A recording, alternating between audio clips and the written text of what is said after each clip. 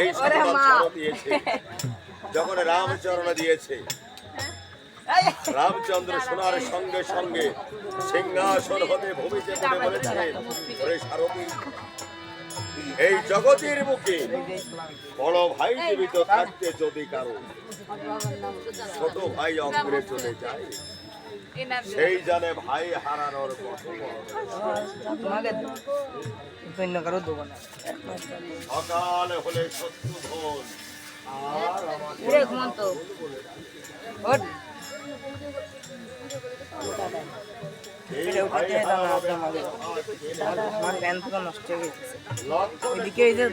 আমি দিয়েছি ভগবান আর ভগবান সিরিয়াল কি সব শেষ? তুমি বলো কোন ব্যথায় ব্যথিত হয়ে দুই নয়নের জলে তুমি আমারও তো তাই করিয়ে দিয়েছে সব। রামচন্দ্র বলেছে, লক্ষণ এই ব্যথার ভাগ নিতে চাই? লক্ষণে বলে, দাদা জন্ম নিবার পর থেকেই তোমার সমস্ত সুখ দুঃখের সাথী আমি হয়ে গেছি। ও দাদা বলো, কোন ব্যথায় ব্যথিত হয়ে নয়নের জলে তুমি ভেসে যাচ্ছ? রামচন্দ্র বলেছে, লক্ষণ বাল্মীকি তপবন, দুই শিশুর হস্তে আমাদের কনিষ্ঠ ভ্রাতা শত্রুঘ্ন নিধন হয়ে গেছে। এই কথা শোনার সঙ্গে সঙ্গে লক্ষণ ধনুর্বাণ উত্তোলন করে বলে, দাদা বিশ্ব ব্রহ্মাণ্ডে এমন কার সাধ্য আছে আমি লক্ষণ জীবিত থাকতে আমার কনিষ্ঠ ভ্রাতা শত্রুঘ্নকে নিধন করে? ও দাদা, এই মুহূর্তে তুমি আমার আদেশ করো, আমি যাব যুদ্ধে, দেখতে চাই ওই বালক জয়।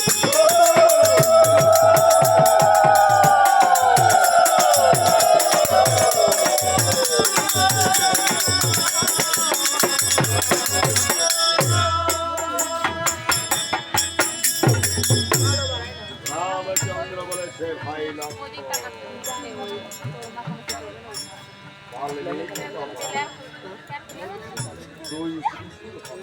তোর খারাপ আমাদের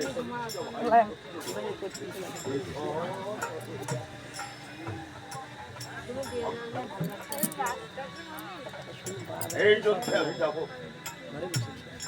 তুমি যেতে দিলেও যাবো,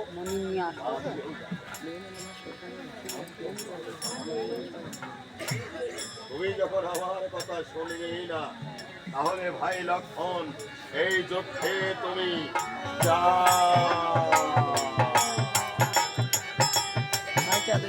লক্ষণকে যখন যাও বলেছি, লক্ষণে চিন্তা করে আমার আর জীবনে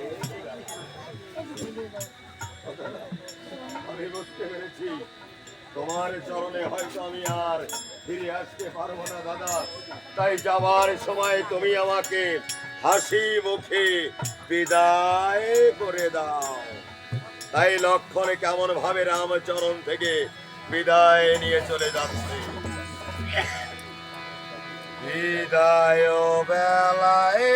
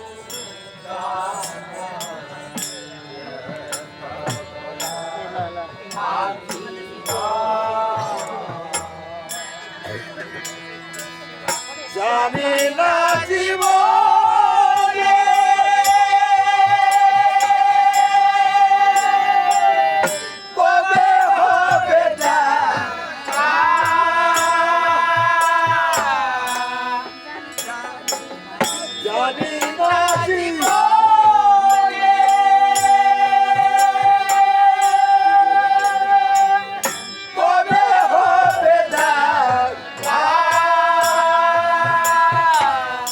কে বসাবে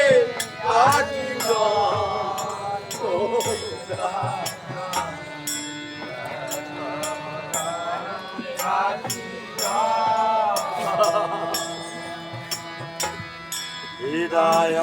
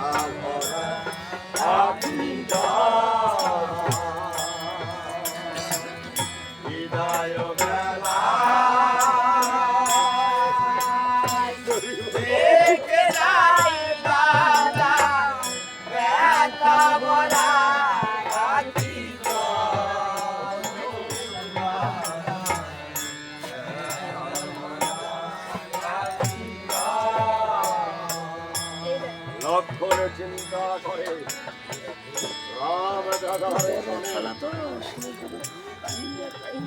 কই চরণে আমি আর নাও ফিরে আসতে পারি তবে রাম চরণে আমি আরেকটি প্রণাম আমি শেষের প্রণামে দিয়ে আসি। তাই অদূর থেকে যখন লক্ষণ রাম চরণে প্রণাম করি ওই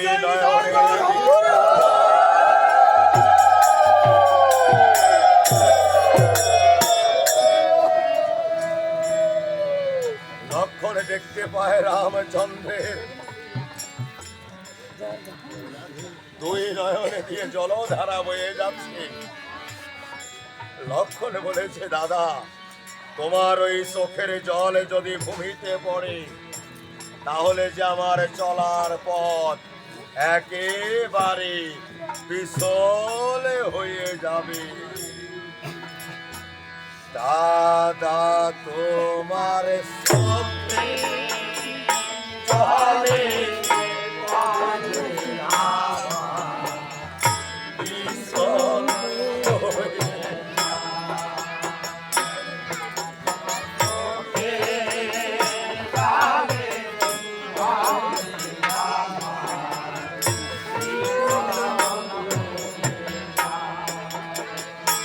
তুমি আমন করে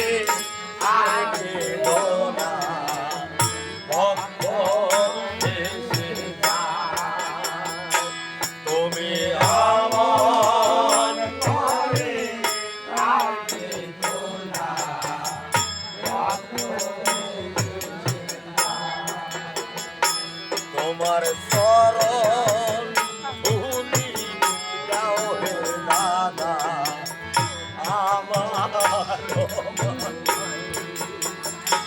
তোমায়